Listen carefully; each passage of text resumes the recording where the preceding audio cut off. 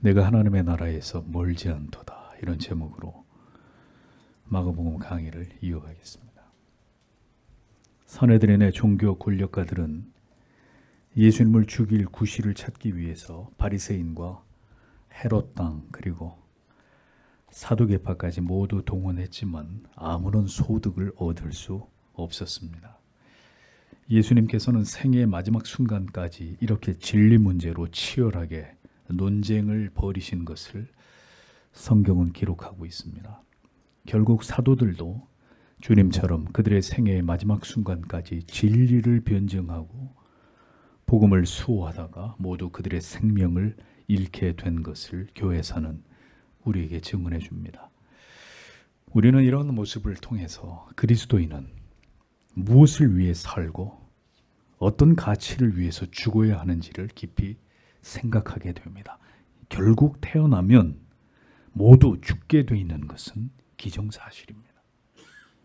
그렇다면 그리스도인들에게 그 죽음까지도 오직 진리를 위해 복음을 지키는 일을 위해 귀하고 아름답게 사용될 수 있다면 이거보다 영광스러운 일은 없을 것입니다. 사두개인의 어리석은 질문에 대해서 명쾌하게 답변하신 주님의 모습을 그 옆에서 지켜보던 한 서기관이 이번에는 예수님께 돌연 또 다른 질문을 하고 있는 것을 본문은 기록하고 있습니다. 서기관 그람마티우스, 글을 옮겨서 기록하는 사람을 가리킵니다. 구약 시대에는 레위 지파에서 이 직책을 주로 감당을 했습니다. 이들은 제사장의 직무를 기록하거나 성전 수리비로 모금된 공공의 기금을 기록하여 관리하는 이런 일을 맡아 행하던 자들이었습니다. 신약 시대로 접어들면서 서기관은 주로 율법학자의 의미로 사용된 것을 볼 수 있습니다. 같은 시점을 기록하고 있는 마태복음 22장 34절에서 35절을 보면 예수께서 사두개인들로 대답할 수 없게 하셨다함을 바리새인들이 듣고 모였는데 그 중에 한 율법사가 예수를 시험하여 묻되 이렇게 기록되어 있는 것을 볼 수 있습니다. 이로 보아 예수님께 나와서 질문을 던진 자는 바리새파 출신의 한 서기관, 즉 율법사라는 사실을 알 수 있습니다. 그런데 같은 사건을 기록하고 있는 마태복음 22장과 누가복음 10장과는 달리 마가복음에서는 이 율법사가 예수님께 비교적 호의적인 것으로 묘사하고 있는 차이점을 볼 수 있습니다. 28절을 보겠습니다. 그러자 서기관들 중에 하나가 다가와서 그들이 변론하는 것을 들은 후에 그가 그들에게 훌륭하게 대답하셨다는 것을 알고 그는 그에게 질문했다. 어떤 것이 모든 것들 중에 첫째 계명입니까? 이렇게 기록되어 있습니다. 하나님께 어떤 계명이 가장 중요한 계명이냐 하는 문제는 랍비들이 끊임없이 질문을 던지면서 연구해왔던 주제였습니다. 랍비들은 모세가 말한 계명 외에도 율법에 근거한 더 많은 전통을 만들어냈는데 그 내용은 무려 613가지나 되었습니다. 그 중에 금지 명령은 1년의 날수와 같은 365가지였고 긍정적인 지키라고 하는 긍정적인 규정은 사람의 몸의 모든 지체의 개수라고 믿었던 248가지였습니다. 그래서 이것을 합하면 613가지가 되는 것이죠. 613가지가 되는 것이죠. 랍비들은 이렇게 율법을 근거로 더 많은 조항들을 만들어서 더 중요한 계명과 덜 중요한 계명들을 구분하거나 일상생활에서 지켜야 될 더 세밀한 규정들을 만드는 것을 위해서 노력한 것을 볼 수 있습니다. 참 희한한 일입니다. 하나님을 전혀 경외하지도 사랑하지도 않는 자들이 이스라엘 백성들의 영혼들을 향해서는 그들의 구원의 문제에 대해서는 전혀 염려하거나 깊이 고뇌하지 않던 자들이 무엇 때문에 도대체 뭘 위해서 이렇게 많은 율법과 규범들을 만들어 놓은 것일까요? 이유는 단 한 가지입니다. 모두 자기들의 의를 드러내기 위함입니다. 하나님이 보실 때에는 모두 가증하고 다 헛된 일들에 지나지 않을 뿐입니다. 진리이신 그리스도에 대해서 하나님을 아는 본질적인 것에 대해서 마음이 가지 않을 때 성령이 그들의 마음을 하나님을 향해서 복음을 향해서 그리스도를 향해서 열어주시지 않을 때 그 어리석고 교만한 영혼들이 행하는 일은 자기들이 스스로 만든 하나님께서 말씀하시지도 않은 율법의 추가 조항들을 만들어서 스스로 자기 자신들과 이스라엘 백성들을 바로 이 엄격주의, 형식 속으로 몰아넣는 일들이었다는 것을 보게 됩니다. 이게 얼마나 어리석은 짓들입니까? 그들은 왜 가만히 있지 못하고 이 같은 어리석은 일들을 행한 것일까요? 하나님이 중심이 되지 않을 때 인간은 집요하게 인간 자신을 드러내고자 하는 이 저주스러운 자기 사랑과 자기 의로 가득 찬 전적으로 타락하고 부패한 존재임을 아주 잘 드러내 보여주는 증거들이 바로 이런 것들입니다. 가만히 있지를 못해요. 율법을 가지고 끊임없이 이것도 지켜야 되고 이것도 지켜야 되고 이건 지키지 말아야 되고 계속해서 이걸 만들어낸 것입니다. 613가지나. 그리고 누가 그것을 잘 지키느냐를 가지고 서로를 자랑하고 있었던 한심한 자들이 유대주의자들이었습니다.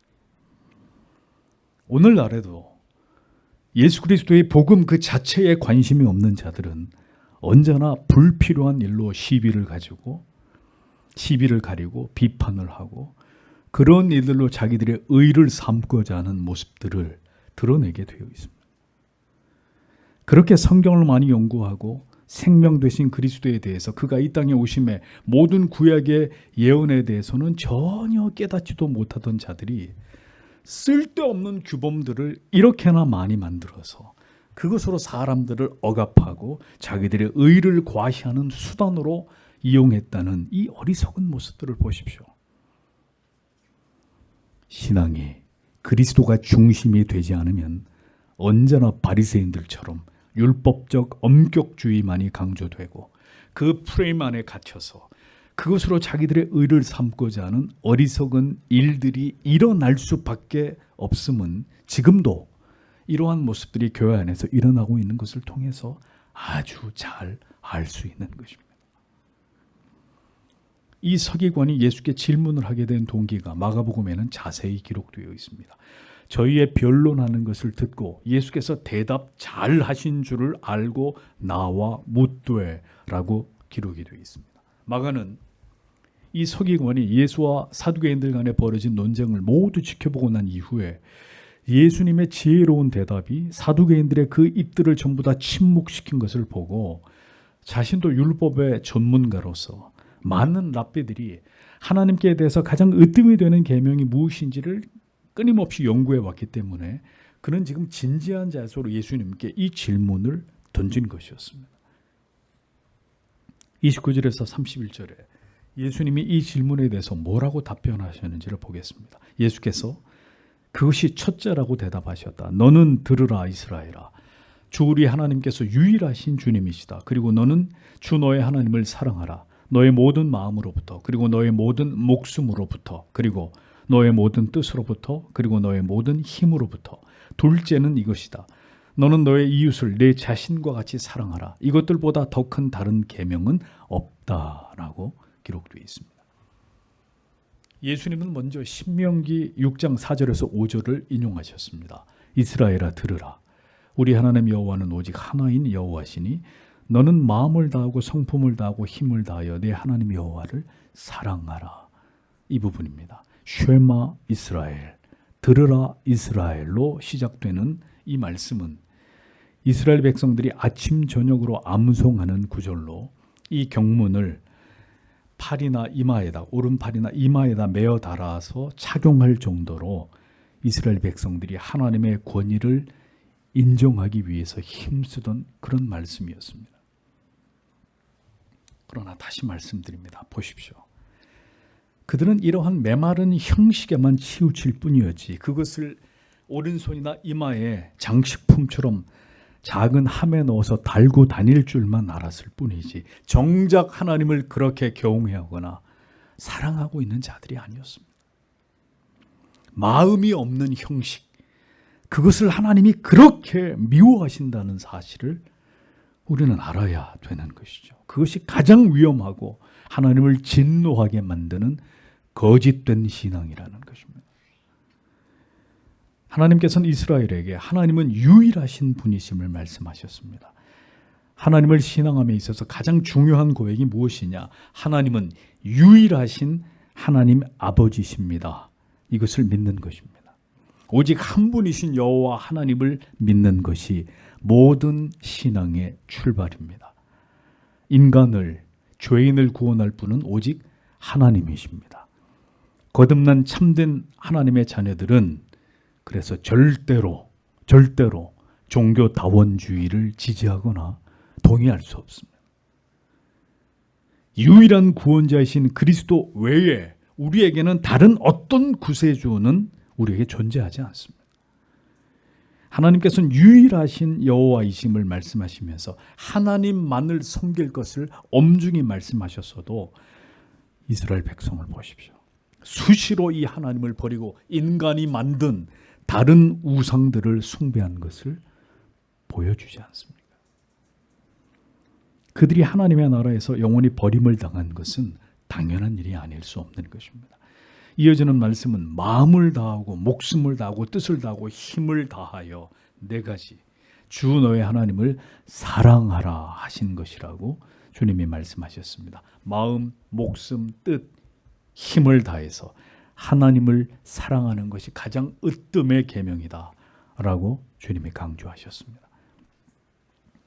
마음, 까르디아스, 이것은 인간의 지정의를 포괄하는 우리의 인격의 중심을 가리킵니다. 이는 모든 사고와 활동이 이루어지는 그 중심으로 인간의 의지가 담겨져 있는 곳입니다. 우리로 하여금 목숨을 다하고 뜻을 다하고 힘을 다하게 하는 그 원동력이 어디에서 비롯되는 것이냐? 우리의 마음에서 비롯되는 것입니다. 그 다음에 목숨, 푸시퀘스, 이것은 육체적 생명, 곧 육체를 활기 있게 만드는 생명력을 가리킵니다. 이 말은 하나님을 사랑하되 적당히 대강 내가 할 수 있는 어느 정도까지만 사랑하는 게 아니라 내 생명을 내걸기까지 하나님을 사랑해야 된다는 사실을 강조해서 말씀하시는 것입니다. 그 다음에 뜻, 디아노이아스, 이것은 지성적 능력, 생각하는 힘을 가리키는 말로 맹목적이고 무지한 상태에서가 아니라 분명한 하나님의 진리의 말씀에 대한 이해력과 통찰력을 가지고 하나님을 사랑하라는 의미가 되는 것입니다. 마지막으로 힘, 이스퀴오스, 이 단어는 인간이 소유한 총체적인 능력, 영적 능력, 정신적 능력, 모든 것, 육체적 능력까지 이 모든 것을 다 포함한 그 능력, 힘을 가리키는 것입니다. 이 네 가지를 말씀하신 것은 인간이 가지고 있는 모든 것으로 인간이 할 수 있는 모든 것을 총동원해서 하나님을 사랑하라라는 의미가 담겨 있는 것입니다. 이 네 가지 단어에 모두 다하고 라는 말이 첨가되어 있어서 그 의미를 아주 강렬하게 표현하고 있는 것을 볼 수 있습니다. 성도 여러분, 이 계명을 잘 보십시오. 하나님을 경외하는 일은 우리의 모든 일에 가장 우선순위가 되어야 하는 일입니다. 이 세상에서 우리에게 속한 그 어떤 다른 일보다 가장 중요한 가치가 되어야 합니다. 우리가 살아가면서 어떤 일에 마음을 다하고 목숨을 다하고 뜻을 다하고 힘을 다해야 될 일이 또 있겠습니까? 우리가 이 세상을 인생을 살아가면서 도대체 어떤 가치 있는 일에 대해서 목숨을 마음을 다하고 목숨을 다하고 뜻을 다하고 힘을 다해야 될 일이 또 있겠습니까? 그럴 만한 가치 있는 일들이 도대체 우리에게 무엇이 있느냐는 거죠. 오직 한 가지밖에 없습니다. 하나님을 경외하는 일, 하나님을 예배하고 진리를 배우고 그 도를 따라서 계명과 율례와 법도에 순종하면서 살아가는 일, 그 하나님의 이름의 영광을 지키는 바로 그 일입니다. 내일 우리가 이 세상을 떠나는 일이, 내일 오늘 밤에 우리가 죽는 일이 일어날지라도 우리는 이 계명을 지키기 위해서 존재하는 자들입니다. 우리가 아주 지금 궁핍하고 아주 억압받고 박해를 당하고 있고 심지어 생명의 위협을 당하고 있는 일이 지금 우리에게 있다 할지라도 그 모든 환경과 상황을 초월해서 전심으로 하나님을, 모든 것을 뛰어넘어서 어떤 핑계와 변명 뒤에 우리를 감추지 말고 우리가 할 수 있는 모든 것 그 이상으로 하나님을 사랑해야 된다고 이 계명은 우리에게 분명하게 말씀하고 있는 것입니다. 성경은 이렇게 아주 정확하게 신본주의의 신앙을 우리에게 말씀하고 있습니다. 어떤 경우에도 신앙은 인본주의가 될 수 없습니다. 인간의 모든 한계를 초월해서 하나님을 경외하고 사랑하는 것, 성경은 그것만을 믿음이라고 정의합니다. 이 진리를 깨닫지 못하면 그것은 참 믿음이 아닙니다. 하나님은 부분적인, 우리가 우리 자신을 위해서 사용하고 남는 것으로 하나님을 사랑하는 것을 절대로 원치 않으시고 우리의 모든 것을, 거기엔 우리의 희생까지 포함되어서 그 모든 것을 다해서 하나님을 사랑하기를 하나님이 우리에게 원하시고 계신다는 사실을 기억하셔야 합니다. 그 이유는 하나님께서도 우리를 구원하시기 위해서 독생 성자 예수 그리스도를 이 땅에 보내셨고 그를 십자가 위에서 죽게 하심으로 영원히 우리의 대속을 완성해 주셨기 때문입니다. 우리는 분명 하나님을 사랑한다고 그렇게 생각하고 있습니다. 그러나 문제는 무엇이냐? 마음과 목숨과 뜻과 힘을 다해서 하나님을 사랑하고 있지는 않다는 것입니다. 언제나 우리의 일, 우리의 상황, 우리의 처지, 내 자신이 가장 우선입니다. 그것이 바로 인본주의라는 것입니다. 하나님은 항상 그 다음입니다. 항상 그 다음. 이해하시겠지. 사랑의 하나님이니까, 자비로우신 분이니까 뭐 그렇게 한다고 하나님이 우리를 지옥에 보내시랴. 성경은 결코 그렇게 하나님을 사랑하라고, 그렇게 해도 된다고 우리에게 어디서도 말씀하고 있지 않습니다. 그래서 여러분에게 말씀드립니다. 먼저는 성경 속에서 하나님을 아는 것이 신앙에서 가장 중요한 것이고 우선이 되어야 된다고 여러분들에게 거듭거듭 말씀드리는 것입니다. 하나님에 대해서 뭘 아는 것이 중요합니까? 하나님께서 우리를 얼마나 사랑하셨는지, 그 다음에 하나님을 어떻게 사랑하라고 말씀하셨는지, 이것을 예수 그리스도를 통해 깊이 발견하고 또 발견하고 또 발견해 나아가는 것이 그리스도인의 삶입니다. 그것이 우리의 믿음 생활입니다. 그러냐, 하나님에 대해서 아무것도 모르고 진리를 깨닫지 못하면 어떤 문제가 벌어진다고요? 내 마음대로 신자가 되는 거예요. 내 마음대로 신자. 그 사랑이 우리에게 흘러 들어오게 될 때 우리 마음에 하나님을 향한 사랑으로 가득 채워짐으로 우리는 마음과 생명과 뜻과 힘을 다해서 하나님을 사랑하는 자들로 점점점 변화되어 가는 것입니다. 그 사랑이 계속 흘러 들어와야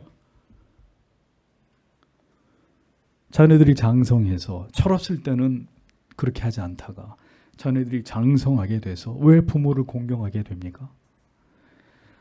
부모님으로부터 받은 그 고귀한 희생적 사랑의 가치를 마침내 깨닫게 되므로 그 사랑에 보답하고자 하는 마음을 처리된 자녀들이 자연스럽게 마음에 갖게 되기 때문이듯이 우리를 향하신 하나님의 사랑을 알고 경험해야 우리 또한 모든 것을 다해서 하나님을 사랑하고자 하는 마음이 생겨날 수 있는 것입니다. 이 계명에 기꺼이 복종하고 순종하는 자녀들이 될 수 있는 것입니다. 이 계명은 인간이 존재하는 궁극의 이유, 우리를 이 세상에서 불러내어서 하나님의 자녀 삼아주신 가장 심대한 목적을 우리에게 말씀하고 있습니다. 그러므로 성령은 오늘도 예수를 믿겠다고 하는 이 자리에 나와 있는 모든 여러분들에게 성령은 어떤 일을 행하고자 하실까요? 우리가 이 세상에서 살아가는 목적과 하나님께서 우리를 이 세상에 존재하게 하신 이유가 다를 수 있습니다. 예수를 처음 믿으면 이것이 전혀 다른 상태에서 시작됩니다. 오직 한 번뿐인 인생을 우리는 행복하게 살고 싶고 여유롭게 살고 싶고 내가 하고 싶은 모든 것들을 하면서 모든 것들을 누리면서 그렇게 살아가고 싶어 합니다. 그러나 이 세상을 살아가는 하나님의 자녀에게 하나님이 요구하시고 우리를 만들어가고자 하시는 것은 바로 이것입니다. 그게 무엇이냐? 마음과 목숨과 뜻과 힘을 다해서 하나님을 사랑하는 자들이 되는 것. 이것이 하나님의 목표입니다. 그러니까 우리가 처음 아무것도 모르고 예수 믿었을 때, 야, 예수 믿으면 하나님이 복 주시고 우리의 삶에 하나님이 주시는 넘쳐나는 행복이 이만큼 차이가 있는 거죠. 이것이 점점 좁혀지는 과정이 하나님을 신앙하는 과정 속에 일어나는 것입니다. 그렇게 되게 하기 위해서 하나님은 오늘도 우리를 만들어 가십니다. 딱 하나밖에 없어요. 하나님을 마음과 목숨과 뜻과 힘 다해서 사랑하는 사람으로 우리를 만들어 가시는 것. 그것이 하나님의 우리를 향한 유일한 목표이시기 때문에 하나님은 오늘도 우리가 소중히 여기는 것들, 하나님을 밀쳐내고 우리가 소중히 여기는 것들을 가져가심으로 온전히 하나님만을 바라보도록 하실 수 있습니다. 이 세상에서 모든 희망이 다 사라져버리게 하심으로 하나님만을, 하나님 나라만을 바라고 사모하게 만드실 수 있습니다. 우리의 육신이 점점 병들어가고 후패가게 하심으로 우리로 하여금 영원한 나라에서의 그 영생을 소망하게 만드실 수 있습니다. 우리가 모든 것을 걸었던 그 일들이 허무하게 실패로 돌아가게 만드심으로 우리가 정말 놓치고 살아갔던 가장 소중한 가치가 나에게 무엇이었는지를 뼈저리게 깨닫게 하실 수 있는 분이 하나님이십니다. 수많은 율법의 세부적인 규범들을 만들어 놓고 그것으로 영혼들을 압박하고 그것을 지키는 것만이 가장 하나님을 경외하는 것이라고 여기면서 실상 그런 것들로 자기의 의를 삼고 있었던 모든 가식적이고 위선적인 유대주의 종교 지도자들에게 주님은 이 신명기의 말씀을 통해서 너희가 틀렸다고 얘기하는 것입니다. 아무리 그런 율법을 많이 지켜보아라. 내가 너희에게 원하는 것은 하나님을 마음과 생명과 뜻과 힘 다해서 사랑하는 것이다. 이 바보들아. 예수님께서 이렇게 지금 위대한 계명이 무엇입니까, 선생님? 거기에 대한 답변으로 이것을 말씀하신 것입니다. 너희는 이 하나님을 사랑하고 있지 않다. 수백 가지의 율법을 만들어서 그걸 가지고 너희들 스스로를 자랑하고 있을지는 모르겠지만 너희는 하나님을 사랑하는 자들이 아니라는 것입니다. 주님은 그들은 언제나 말과 형식뿐이었지 진심으로 하나님을 향한 마음과 생명과 뜻과 힘 다해 사랑한 적이 없었다는 사실을 가장 위대한 계명을 소개하시는 것을 통해서 그들에게 꾸짖고 계셨던 것입니다. 예수님은 바리새인들과 율법사들에 대해서 항상 꾸짖으셨습니다. 누가복음 11장, 마태복음 23장에 그 내용들이 적나라하게 기록되어 있습니다. 그 가운데 누가복음 11장 42절에 화 있을진저, 주님의 첫 말씀이 이것입니다. 화 있을진저, 계속 말씀, 화 있을진저, 화 있을진저. 너희 바리새인이여, 너희가 박하와 윤향과 모든 채소의 11조를 들이되 온양과 모든 채소의 11조를 들이되 공의와 하나님에 대한 사랑은 버리는도다.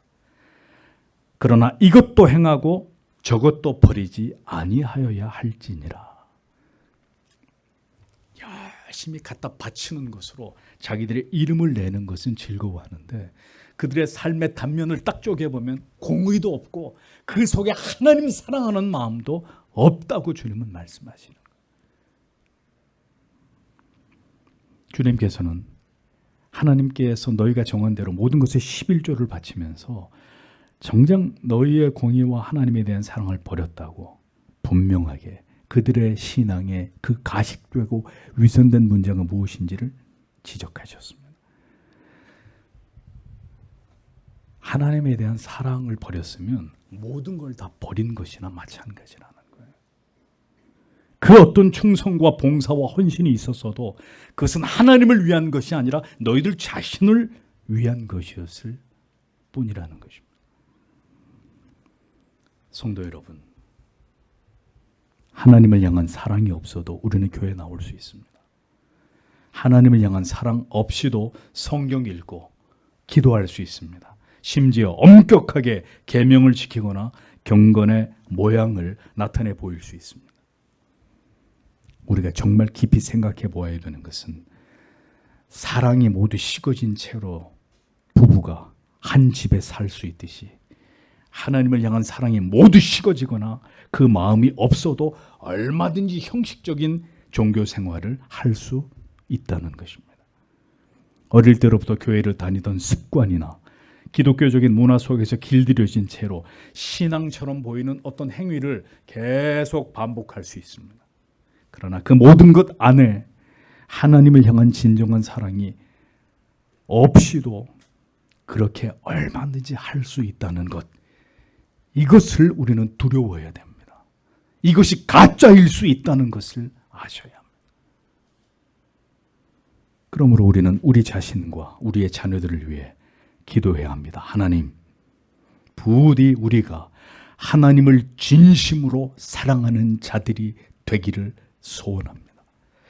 하나님을 이토록 사랑해야 될 그 이유를 진리를 통해서 우리에게 보여주시고 깨닫게 해 주옵소서. 나와 내 자녀들에게 하나님 이것을 주시옵소서. 이것은 아주 중요한 기도의 제목입니다. 하나님께서는 바로 유대주의자들 같은 사랑이 없는 모든 종교적이고 형식적인 행위와 열심들을 미워하십니다.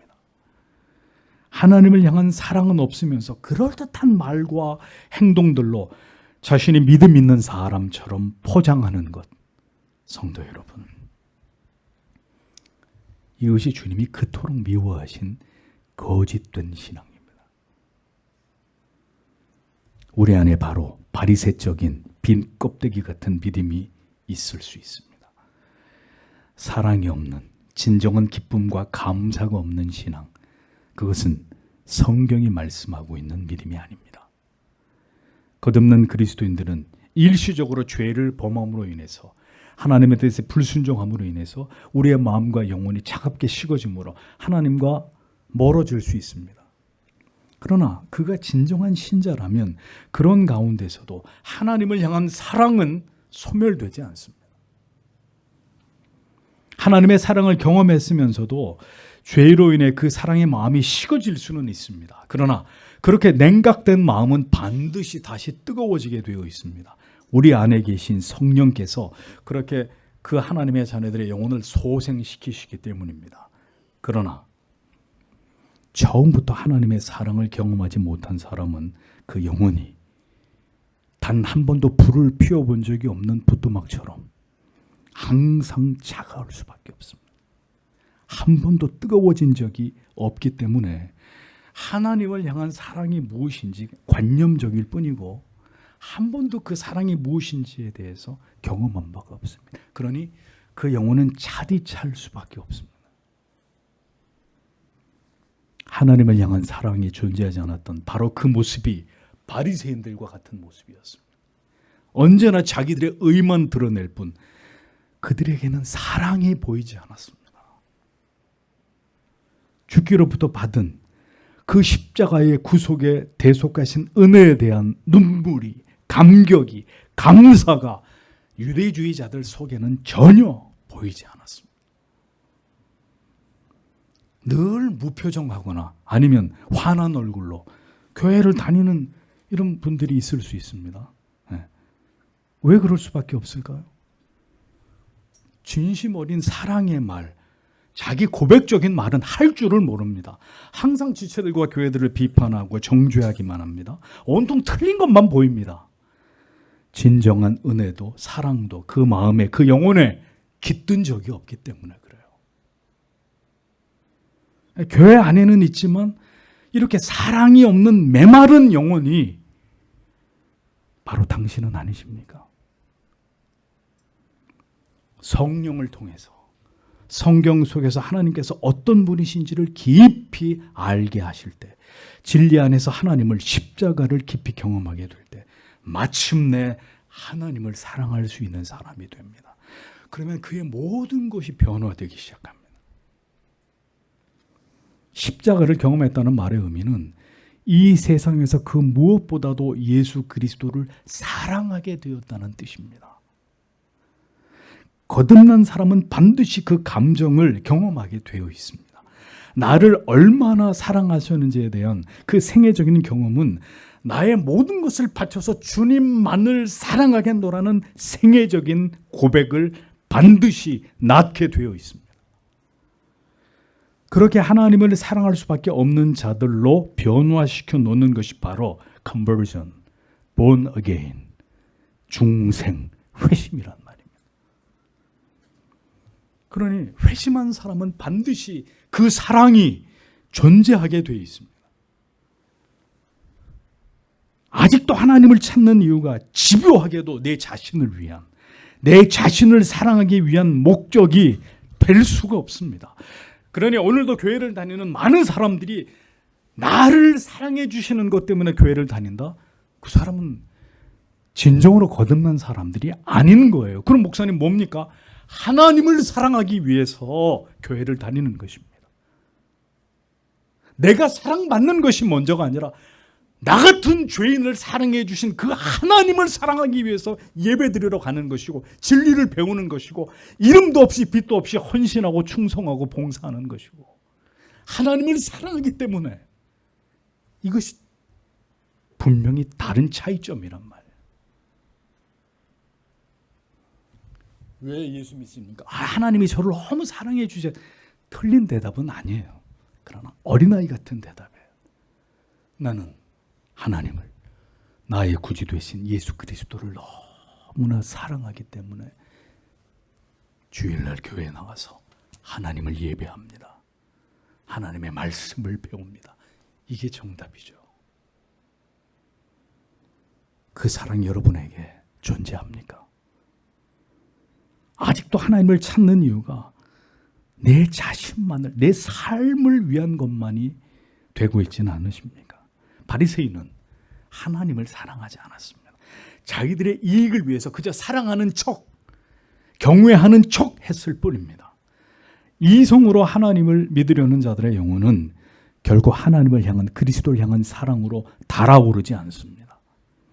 머리로만, 지식으로만 하나님을 믿는 자들의 영혼은 그래서 참 불쌍한 것입니다. 하나님을 향한 가장 으뜸의 계명은 마음과 목숨과 뜻과 힘을 다해서 하나님을 그렇게 사랑하는 것과 사랑하게 되는 것과 더불어서 또 한 가지를 주님이 말씀하셨습니다. 그것은 내 이웃을 내 몸과 같이 사랑하라 하신 것이라. 이 두 가지보다 더 위대한 계명은 존재하지 않는다라고 잘라서 말씀하셨습니다. 이 두 번째 말씀은 역시 구약의 레위기 19장 18절의 말씀을 인용하신 것입니다. 원수를 갚지 말며 동포를 원망하지 말며 이웃 사랑하기를 내 몸과 같이 하라. 나는 여호와니라. 가장 위대한 계명의 두 번째는 내 이웃을 내 몸과 같이 사랑하라 하신 것이라고 주님은 대답하셨습니다. 하나님께 대한 가장 으뜸의 계명이 뭡니까? 이것을 질문했는데 주님은 이웃에 대한 계명까지 말씀하셨습니다. 그 이유는 이 두 계명은 절대로 분리될 수 없는 계명이기 때문입니다. 내 이웃을 내 몸처럼 사랑하라. 이 계명은 그 궁극의 이 계명의 끝은 원수까지 사랑하는 것입니다.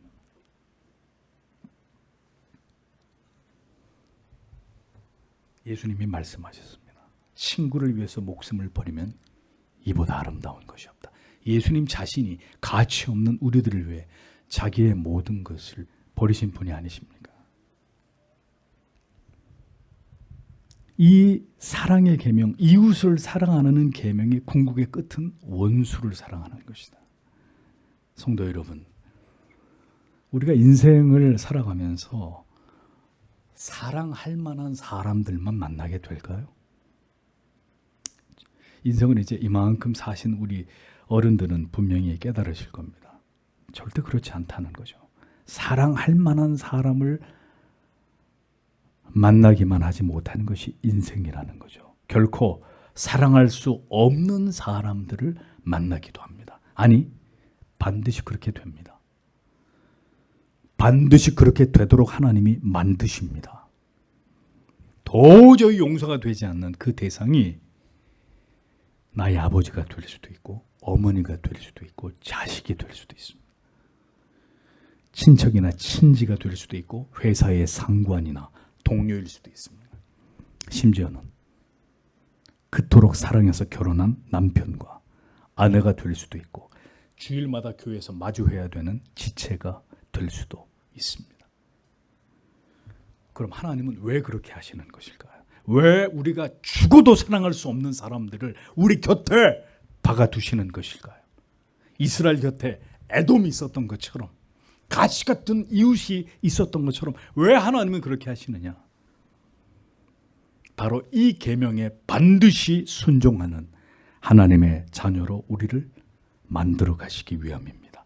이 계명에 순종하기 위해 반드시 우리 자신을 쳐서 복종시키는 일을 우리 안에서 그분이 행하기를 원하시기 때문입니다. 순종은 부드럽고 자연스럽게 어떤 어려움도 없고 어떤 노력도 없이 그렇게 해서 이루어질 수 있는 것이 순종이 아닙니다.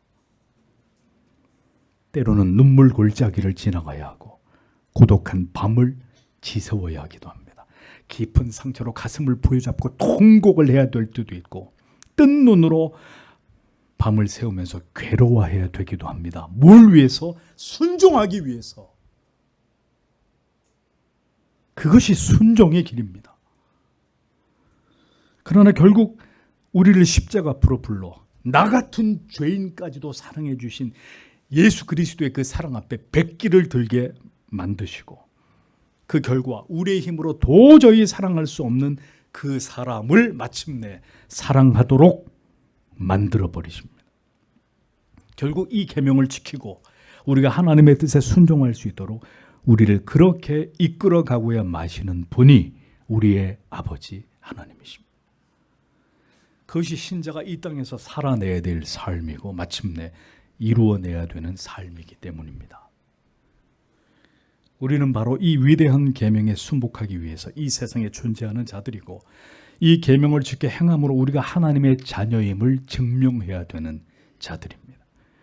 하나님께서는 그렇게 할 수 있도록 오늘도 우리를 도우시는 우리의 아버지시라는 사실을 잊지 마십시오.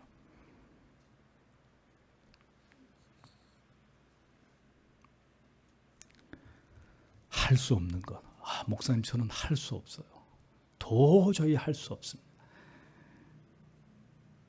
그리스도인에게 할 수 없는 것이란 존재하지 않습니다.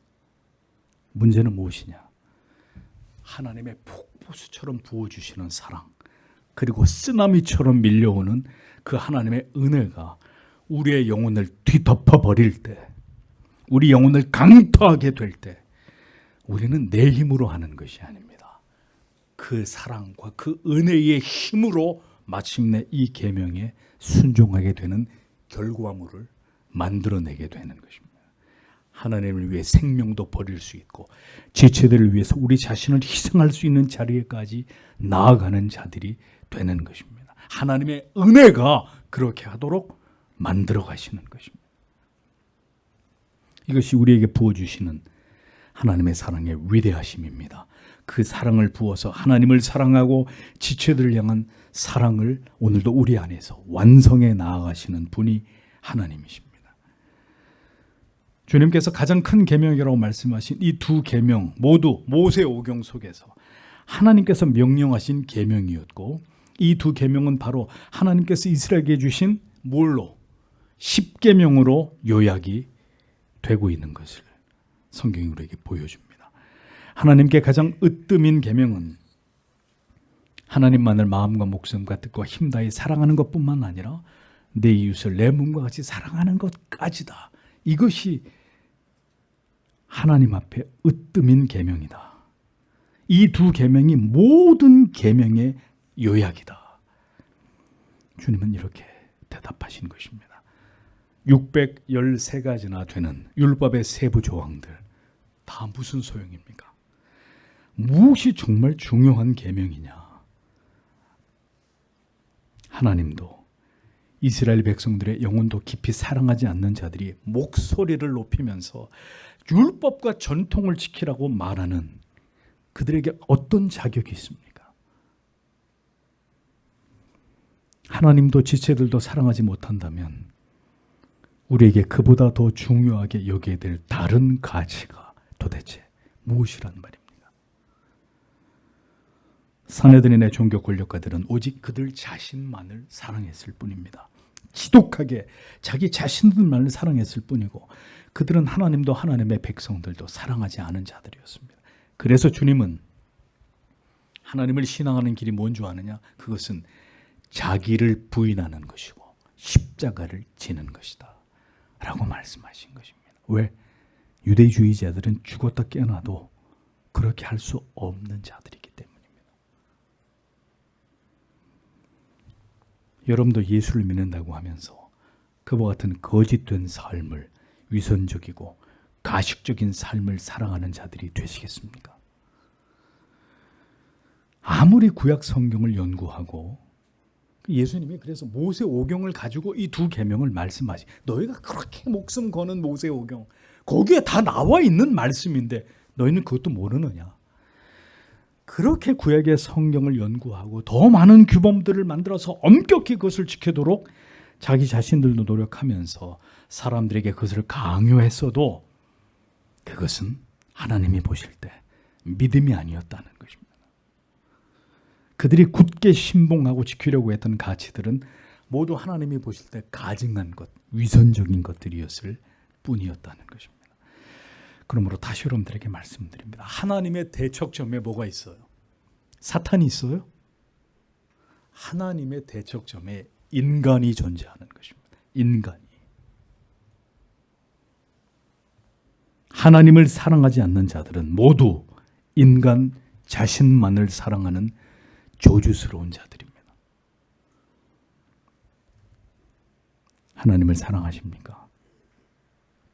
그 사랑이 시켜서 한피받은 그리스도의 한피받은 지체들을 조건 없이 편견 없이 이유 없이 사랑하시기 위해서 노력하고 계십니까? 우리의 모습을 하나님이 보실 때 하나님을 사랑하며 지체들을 사랑하고 있는 모습이라고 여겨주실까요? 성도 여러분 잘 생각하십시오. 우리는 무엇 때문에 예수를 믿는 것인가? 우리는 왜 교회를 나오고 있는 것인가? 복음의 진리가 우리에게 말씀하는 바, 그 가치를 쫓지 않고 따르지 않을 것 같으면 우리는 왜 지금 이 자리에 있는 것일까? 하나님 사랑과 이웃 사랑, 이보다 더 큰 계명이 없다고 주님은 힘주어 말씀하셨습니다. 그렇다면 이 계명이 가장 중요한 것이고 성도는 이 계명을 지키는 일을 위해서 모든 것을 하나님께 드려야 함이 마땅한 것입니다. 그것이 하나님을 향한 믿음이고 하나님이 우리에게 원하시는 믿음입니다. 이 진리를 따라 살아가는 하나님의 자녀들에게 하나님은 그들이 이 세상에서 살아가는데 필요한 모든 것을 더해 주신다고 약속해 주신 것입니다. 이 위대한 계명을 지키면서 살아가는데 필요한 모든 것을 내가 너희에게 제공해 줄 것이라고 말씀하신 것입니다. 그래서 그리스도인의 심장을 딱 쪼개보면 하나님을 향한 사랑과 지체들을 향한 사랑으로 채워져 있어야 합니다. 우리의 모든 말 속에 메마른 이성의 말이 아니라 진심 어린 사랑의 말이 담겨 있어야 합니다. 누군가가 어떤 사람에 대한 문제를 이야기할 때 그게 사랑으로 하는 말인지 그렇지 않은지 어렵지 않게 알 수 있습니다. 어떻게 알 수 있을까요? 그게 사랑으로 하는 말이면 그 말에 눈물이 있고 그에게 기도가 있고 오랜 인내가 있습니다. 화를 내지 않고 표독한 표정을 짓지 않습니다. 그리고 되도록 많은 말을 하지 않고 행동과 삶으로 보여줍니다. 그것이 사랑입니다. 사랑으로 행하는 것입니다. 그래서 교회 안에 있는 사람들은 딱 두 부류로 나누어지는 것입니다. 하나님을 뜨겁게 사랑하는 자, 그리고 지체들을 진심으로 사랑하기 위해서 노력하는 자와 하나님을 마음을 다해서 사랑하지 않는 자, 지체들을 우리 자신만큼이나 염려하고 걱정하고 사랑하지 않는 자들로 분류되는 것입니다. 우리는 이 하나님의 사랑의 저울에 달렸을 때 모두 부족함을 보일 것입니다. 그러니 성도 여러분, 어떻게 해야 되겠습니까? 여전히 예수를 믿으면서도 분노하고 불평하고 비판하면서 교회를 다니시겠습니까? 아니면 진정으로 하나님의 마음, 하나님을 마음과 생명과 뜻과 힘 다해 사랑하는 일에, 하나님을 사랑하는 일에, 그리고 지체들을 내 자신만큼이나 사랑하기 위해 노력하는 일에만 우리의 마음을 쓰고 내 시간을 드리고 내 물질을 드리며 이 일을 하나님 앞에 전념하시겠습니까? 그렇게 율법에 정통하고 수백 가지의 규범을 만들어 지키던 바리새인들이었지만 그들이 진심으로 하나님을 사랑하고 같은 민족들을 사랑하지 않았던 이 가식적이고 위선적인 모습이 성경에 그대로 폭로되고 있습니다. 그 이유는 오늘의 수많은 교인들이 하나님을 신앙한다고 말하고 있지만 진정으로 그들의 신앙의 그 내면을 들여다보면 이러한 하나님과 지체들을 향한 사랑은 그들의 마음과 영혼 가운데 아주 적은 부피만 차지하고 있기 때문입니다. 그러므로 우리는 부디 진실한 그리스도인이 되어야 합니다. 하나님이 바라보고 있는 나는 그 하나님만을 사랑하고 있는 존재인가?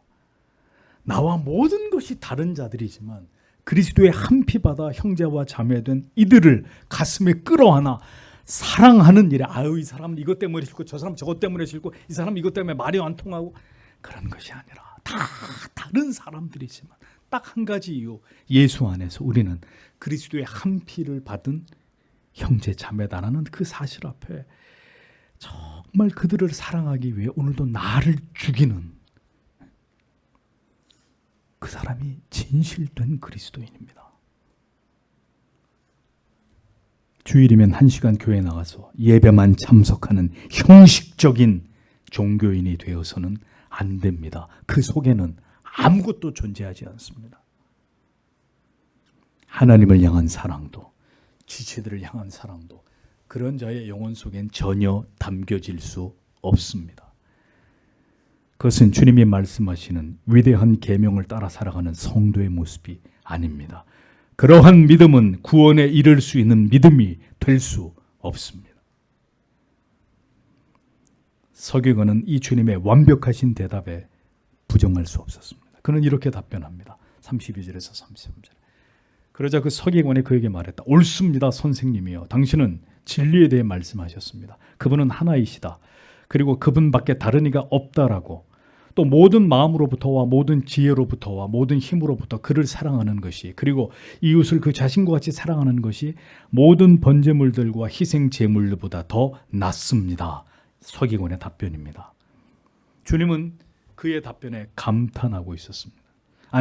서기관은 예수님의 답변에 감탄하고 있었습니다. 옳소이다, 칼로스, 옳소이다. 이 단어의 뜻은 훌륭하게, 합당하게, 그런 말입니다. 그러니까 서기관이 예수님의 이 두 가지 위대한 계명을 말씀하신 것을 듣고 속으로 정말 위대한, 훌륭한, 완벽한 대답이다 라고 생각하고 있었다는 거죠. 옳소이다, 자기도 모르게 옳소이다 라고 대답을 합니다. 선생님이요. 28절에도 사용했던 말인데 반복해서 흠잡을 곳이 없는 예수님의 답변에 대해서 이 서기관이 또다시 감탄하고 있었다는 것입니다. 참인이다.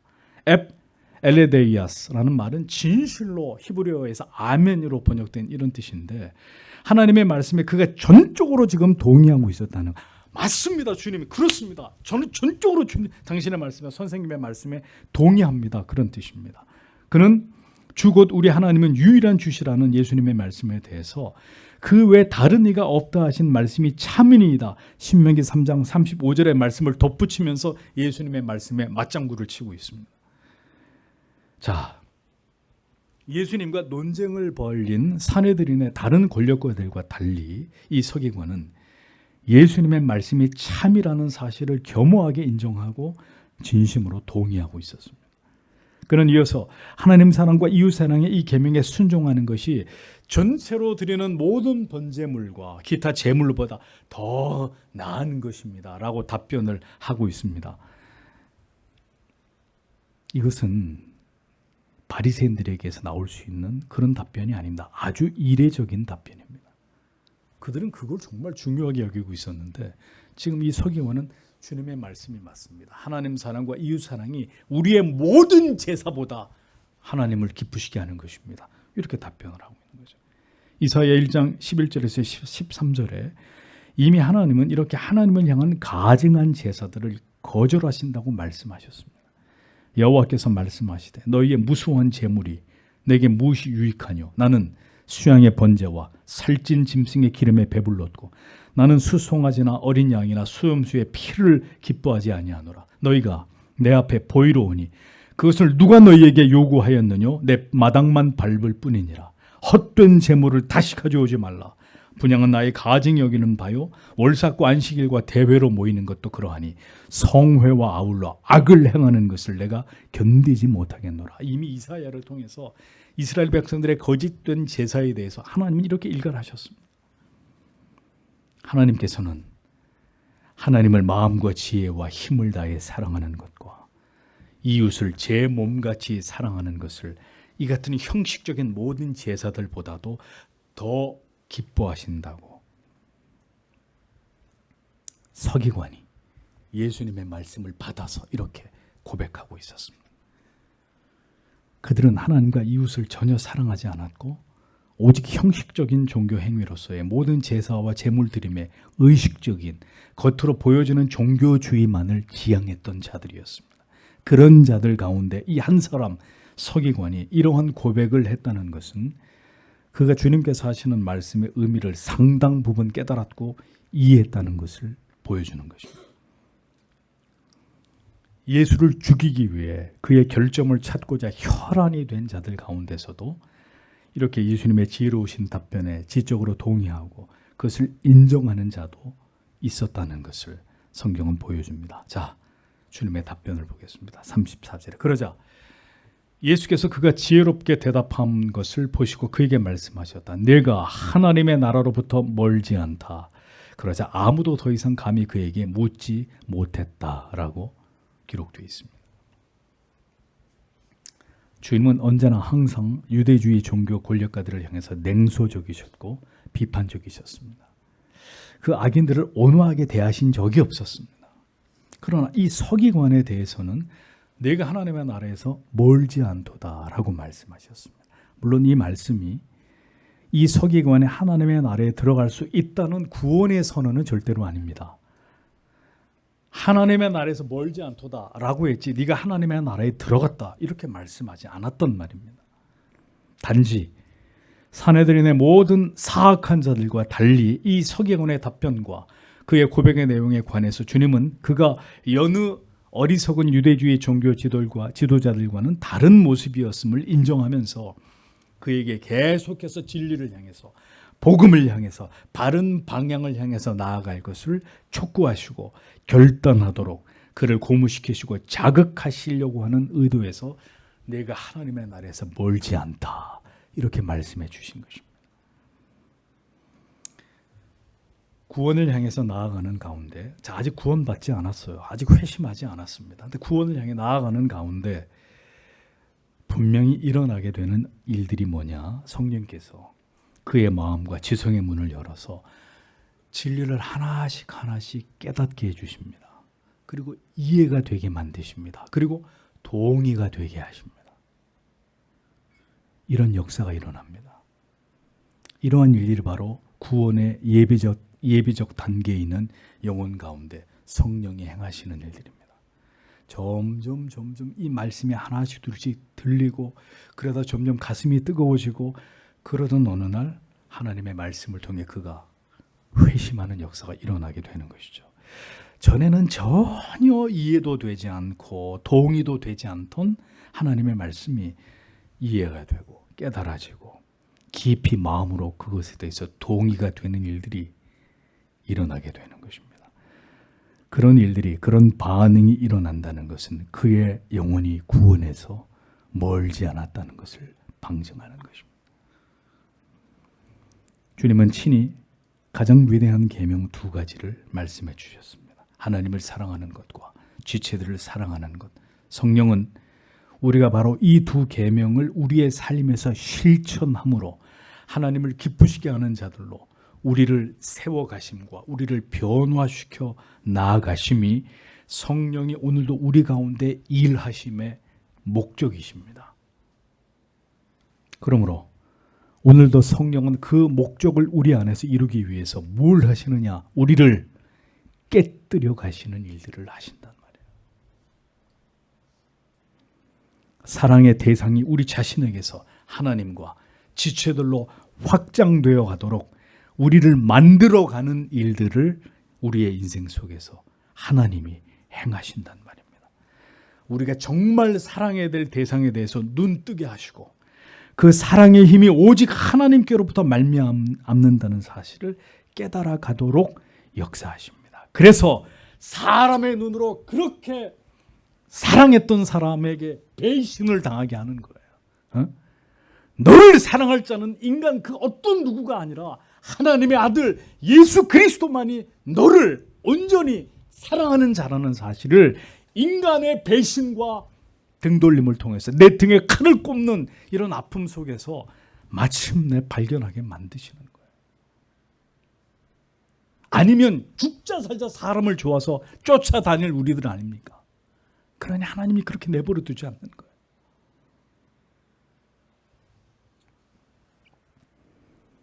우리는 우리 자신을 사랑할 방법은 전혀 배울 필요가 없습니다. 왜? 태어나면서부터 그건 다 배우고 본능적으로 알고 있어요. 태어나면서부터 우리는 우리 자신만을 가장 사랑하도록 전적으로 타락하고 부패한 이 성품을 가지고 태어나는 존재들이기 때문에 그렇단 말이죠. 자, 보세요. 언제나 가장 잘 차려입고 맛있는 음식을 배불리 먹고 좋은 곳에 항상 데리고 가는 게 누구예요? 나란 말이에요. 내가 나를 그렇게 하잖아요. 오늘도 아침에 일어나서 분 바르고 화장하고 이쁜 옷 입고 밥 맛있게 먹고 누가 그렇게 해줍니까? 내가 나를 위해서 한단 말이에요. 그러니까 나를 사랑하는 법은 어디 가서 배울 필요가 없어요. 우리는 그렇게 우리 자신만을 사랑하도록 머리끝부터 발끝까지 그렇게 만들어진 존재란 말입니다. 누군가에게 그렇게 해주고 베풀어주고 섬기고 사랑하는 마음보다 언제나 우리 자신을 그렇게 대해주기를 제일 즐거워합니다. 조금만 우리가 성경과 은혜와 멀어지게 되면 우리는 하나님에 대해서 지체들에 대해서 마음이 멀어지게 되고 아주 자연스럽게 그 사랑의 방향이 다시 내 자신을 향하게 된다는 사실을 깨달아야 합니다.